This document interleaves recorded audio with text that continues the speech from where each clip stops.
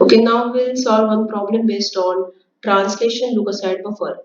So in the theory class, I have taught you how the flow is. Okay, so your CPU will first search in TLB.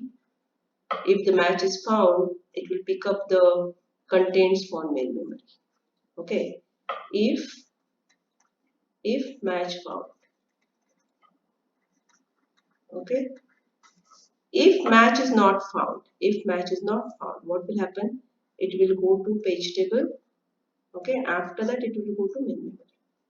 If match not found. Now PT is stored where? It is stored in main memory. Okay, it's a data structure. So what will happen? Now you tell me, if the match is found, what will happen? Okay, here in the problem they have given the memory access time, the TLB access time, and the hit ratio. Okay, so memory access time is 400 microseconds. So to access the main memory, we require 400 microseconds. Okay, to access the TLB, how much access time is given? 50 microseconds. Okay, and to access the page table entry, again we will require 400 microseconds. Why? Because page table is stored in main memory. Okay, now this is very clear. So the average access time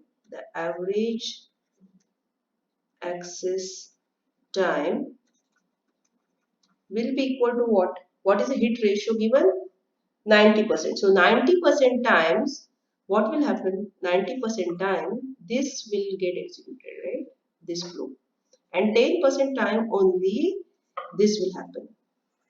Okay, so how to write this? 90% time is 0.9 into the access time of TLB here by 50 microseconds. So you can write here 50 plus the access time of main memory, that is 400. Okay, this will happen 90% time. So you can write for your reference TLB and access time plus 10% time. It will not find a match. So which time will we have to consider?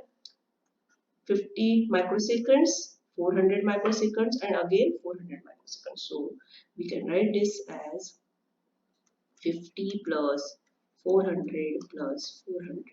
Okay, so this is for TLB, this is for main memory for page table, and again for main memory for the content.